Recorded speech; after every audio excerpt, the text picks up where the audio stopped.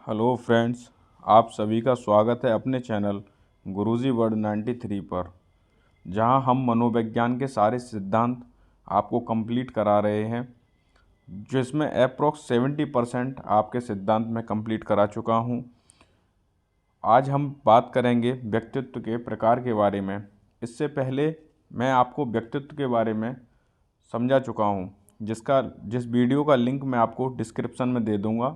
वहां से आप जाके उसको वीडियो को देख सकते हैं और चैनल को सपोर्ट कर सकते हैं। आज का जो हमारा टॉपिक है, व्यक्तित्व के प्रकार, टाइप ऑफ पर्सनैलिटी।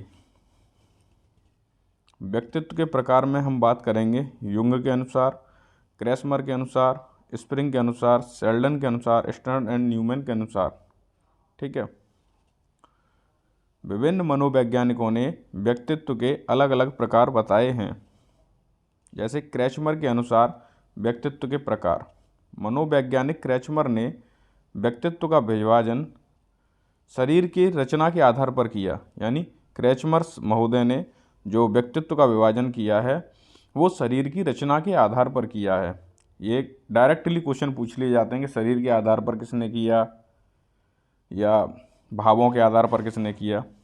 उसके बारे में हम डिटेल में समझते हुए चलेंगे।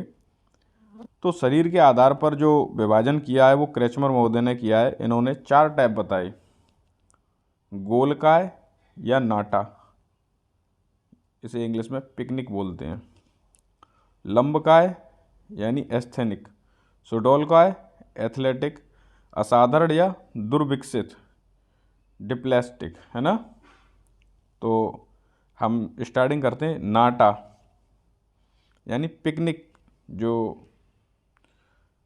नाटा से ही आप अनुमान लगाओ, आपके दिमाग में चित्र बनेगा कैसा, एक अजीब से प्राणी का, जिसकी कदकाठी छोटी होगी, आकृति कैसी होगी, गोल होगी, है ना। तो ऐसे व्यक्ति को हम पिकनिक कहते हैं।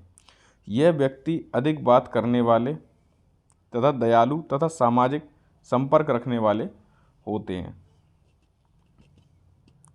लंबकाय यानी एस्थेनिक, इस प्रकार के व्यक्ति पतले, चपटे, गोल, कोमल शारीरिक गठन वाले, लंबे अंग वाले, चपटे तथा तंग सीने वाले होते हैं।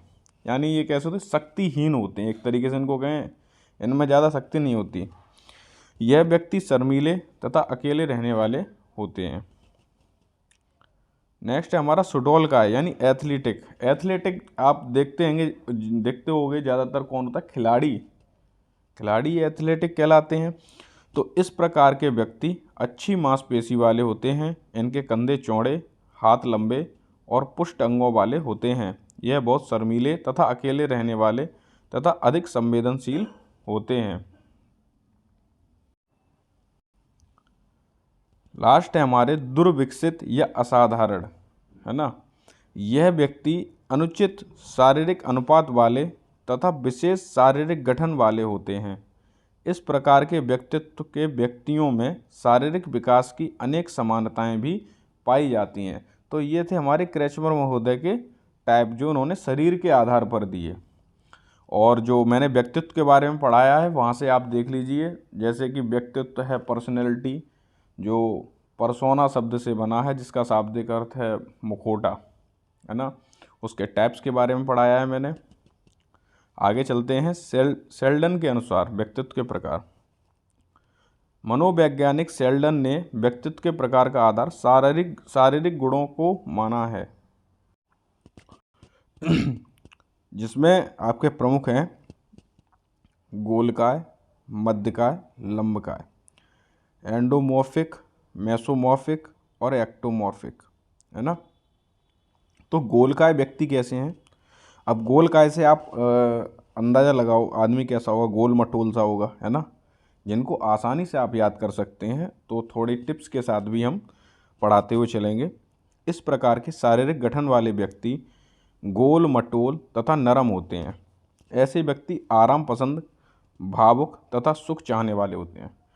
गोल मटोल व्यक्ति आपने देखे हैं जिन्हें आराम बहुत पसंद होता है ना।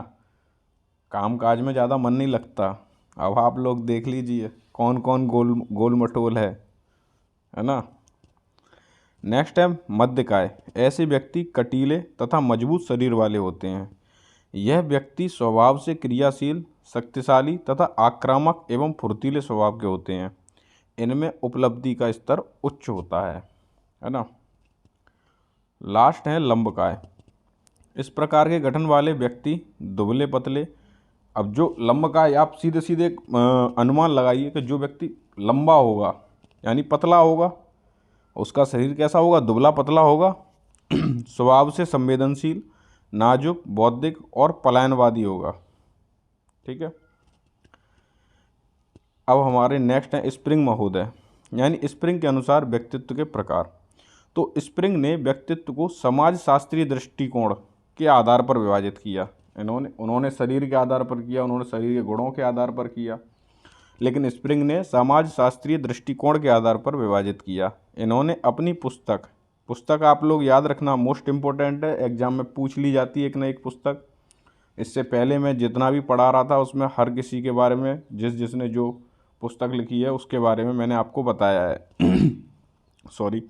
टाइप्स ऑफ मैन किसकी पुस्तक है, स्प्रिंग महोदय की है। मैं व्यक्तित्व के प्रकार बताए हैं।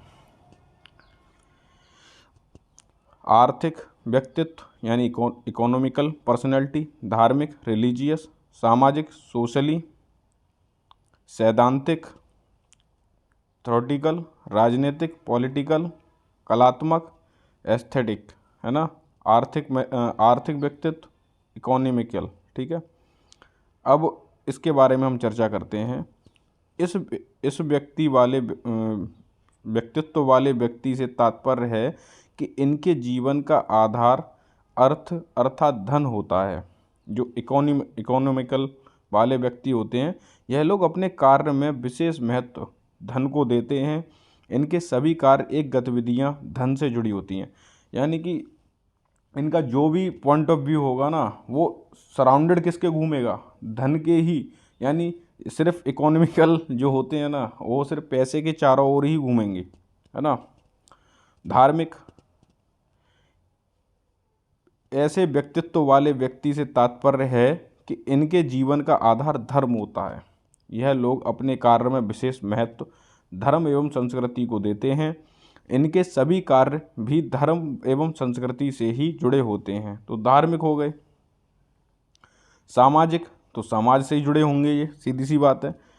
तो इस तरह के व्यक्तित्व वाले व्यक्ति समाज में रहते हैं। इनको सामाजिक कार्यों में रुचि होती है, जो समाज से जुड़ना पसंद करते हैं तथा सामाजिक कार्यों में सहायता भी करते हैं। यह स्वयं को समाज का एक अंग मानते हैं, इसलिए यह उसे कर्म समझकर निभाते हैं। नेक्स्ट सैद्धांतिक व्यक्तित्व। ऐसे व्यक्तित्व वाले व्यक्ति अपने जीवन में बड़े नियम एवं सिद्धांत के साथ रहते हैं। इनके जीवन में समस्त जीवन शैली नियम एवं सिद्धांतों से ही चलती है। यह नियम एवं सिद्धांत को ही प्रमुखता देते हैं। देखे हैं ना, कुछ लोग होते हैं बड़े, जिनका हम कह देते हैं अरे इनमें बड़ा ईगो है, वो अपने नियम सिद्धांत के ऊपर ही वर्क कर रहे होते हैं। जिनको हम थोड़ा कभी कभी समझ लेते हैं भाई इनका तो थोड़ा अड़ियल सा रवैया है ना। राजनीतिक व्यक्तित्व। अब ये राजनीतिक व्यक्तित्व आ गया। ऐसे व्यक्तित्व वाले व्यक्ति राजनीति के क्षेत्र में रुचि लेते हैं। यह लोग राजनीति के क्षेत्र में जाकर देश सेवा का भाव रखते हैं। यह लोग अपने कार्यों एवं जीवन शैली में भी राजनीति को एक अंग मानते हैं। इनके कार्य भी राजनीति से भी जुड़े रहते हैं। कलात्मक व्यक्तित्व। यह व्यक्तित्व कला के क्षेत्र में अत्यधिक उत्कृष्ट होते हैं। कलात्मक व्यक्तित्व के व्यक्ति विभिन्न कला में निपुण होते हैं। यह मानते हैं कि कला ही इनका जीवन है। आपको बहुत अच्छे से धीरे धीरे डिफाइन करता हुआ चल रहा हूँ मैं। आशा करता हूँ आप सभी लोगों को अच्छा लग रहा हो, तो प्लीज़ चैनल को सब्सक्राइब जरूर कर लें। नेक्स्ट है हमारे न्यूमैन तथा स्टर्न के अनुसार व्यक्तित्व के प्रकार। इन्होंने दो टाइप बताए थे, एक विश्लेषणात्मक, एक संश्लेषणात्मक। विश्लेषणात्मक व्यक्तित्व कैसा होता है? यह व्यक्तित्व किसी बात के सूक्ष्म अध्ययन में बड़ी रुचि रखते हैं, यानी इन्हें हर चीज़ का विश्लेषण चाहिए।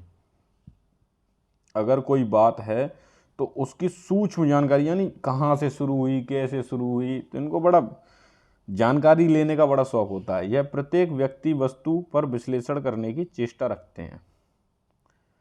इसी के अपोजिट होते हैं संश्लेषणात्मक व्यक्ति। यह व्यक्ति समीक्षा करना प्राय पसंद नहीं करते। यह प्रत्येक व्यक्ति वस्तु पर संश्लेषण करने की चेष्टा रखते हैं। और ये मोस्ट इम्पोर्टेंट, युंग, कहीं कहीं जुंग भी लिखा होता है, इसलिए कंफ्यूज ना हो। जुंग और युंग के अनुसार व्यक्तित्व के प्रकार। युंग ने व्यक्तित्व के प्रकार का आधार मनोवैज्ञानिक दृष्टि से माना है। अब तक जो हम देखते आ रहे थे, कोई शारीरिक कर रहा था, कोई कुछ, इसीलिए ये इम्पोर्टेंट है क्योंकि ये मनोवैज्ञानिक की दृष्टि से इन्होंने किया है। इनके हिसाब से जो व्यक्तित्व है वो 3 प्रकार का होता है। एक हमारा अंतर्मुखी, बहिर्मुखी और उभयमुखी। अंतर्मुखी व्यक्तित्व, तो अंतर्मुखी से ही आप अर्थ निकालिए। अंतर यानी अंदर ही जो विचारधारा चलती है, यानी अंतर्मुखी होता है। ऐसे व्यक्तित्व को एकांत में रहना पसंद होता है, ज़्यादा किसी से बात करना पसंद नहीं होता, अगर आप इसको नॉर्मल शब्दों में समझें तो। और इस तरीके से यह व्यक्ति चिंतनशील होते हैं, चिंता में ग्रस्त रहते हैं तथा आत्म केंद्रित होते हैं, यह भी बात सही है। यह प्रतिक्रियावादी तथा कर्तव्यपरायण होते हैं। यह कष्टों के प्रति सजग रहते हैं। इनको बाहरी जगत से कम अनुराग होता है, यानी इनको बाहरी लोगों से ज़्यादा बात करना, जुड़ना, ये सब इन्हें पसंद नहीं होता। यह अकेले रहना पसंद करते हैं। ये लोग अपने विचार एवं बातों को दूसरों से नहीं बताते हैं, ज़्यादा शेयर ही नहीं करते। तो अंतर्मुखी वाला यानी एक तरीके समझ लो एकांकीपन जीवन उसे बहुत पसंद होता है।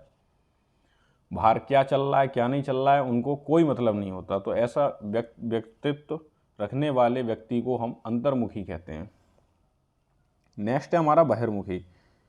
ऐसे व्यक्ति बाह्य जगत से अधिक रुचि लेते हैं। यह लोग अपने कार्यों एवं बातों को दूसरों के साथ बताना पसंद करते हैं। यह वातावरण के साथ शीघ्र ही ढल जाते हैं, यानी जैसा देश वैसा भेष, है ना। बहिर्मुखी व्यक्तित्व कैसा होता है, सभी को हंसी मजाक करने वाला, एक दूसरे से तुरंत घुल जाएंगे, है ना।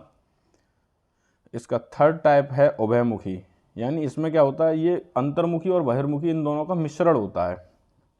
तो ऐसे व्यक्तित्व वाले व्यक्तियों में अंतर्मुखी और बहिर्मुखी दोनों के गुण पाए जाते हैं।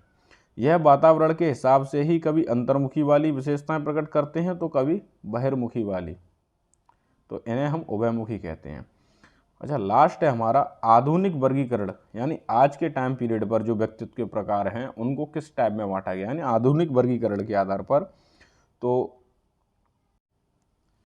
भावुक व्यक्ति, कर्मशील व्यक्ति और विचारशील, यानी इन 3 टाइपों में इनको आधुनिकता के आधार पर बांटा गया है। अब भावुक व्यक्ति कैसा होता है, यह व्यक्ति अत्यधिक भावुक होते हैं। यह आत्मचिंतन अधिक करते हैं। इनको दूसरों की भावना पीड़ा की अधिक चिंता रहती है, यानी अपनी इतनी नहीं रहती जितनी दूसरों की रहती है। अतः इनकी क्रियाएं भावनाओं से संचालित होती हैं, यानी इमोशनल पर्सन भी बोलते हैं। कर्मशील, लेबरर पर्सन, है ना, कर्मशील व्यक्ति। एक व्यक्ति कर्म को अपने जीवन का आधार मानते हैं। इनका मानना होता है कि कर्म ही जीवन है। क्या सुना है ना आपने, कर्म ही जीवन है भाई। हमको जो कुछ भी प्राप्त होगा वह कर्म से ही प्राप्त होगा, और ये बात सच भी है भाई। हमें जो भी प्राप्त होता है हमें अपने कर्म के अनुसार ही प्राप्त होता है। अतः जीवन में कर्म दूसरा पहलू है। यह व्यक्ति हर समय अपने को किसी न किसी रचनात्मक कार्य में लगाए रहते हैं। ये होते हैं हमारे लिबरल पर्सन, ठीक है। नेक्स्ट है हमारा विचारशील व्यक्तित्व। ऐसे व्यक्ति अधिक विचारवान होते हैं। इन व्यक्तियों में सृजनात्मकता अधिक पाई जाती है। सृजनात्मकता कैसी, जो लोग सोच रहे हैं उस लीक से हटके सोचना, औरों की तरह नहीं सोचना, उनसे अलग तरीके से ये अपना नया रास्ता खोजते हैं, वही सृजनात्मक या सृजनशील व्यक्ति कहलाते हैं। यह लोग किसी कार्य को करने से पूर्व भली भांति सोच विचार करते हैं, मतलब उस पर बहुत अच्छी तरीके से गहन ध्यान करके ही ये किसी कार्य को करते हैं। ये था हमारा आज का टॉपिक, व्यक्तित्व के प्रकार। और हम अपने चैनल पर रोज़ रात को 8 बजे वीडियो प्रोवाइड कराते हैं। और अब तक मैंने जितना भी आपको बहुत अच्छी तरीके से समझाने की कोशिश कर रहा हूँ, और बस मुझे आप लोगों के सपोर्ट की ज़रूरत है। आप लोग अपना प्यार ऐसे ही बनाए रखिए। धन्यवाद।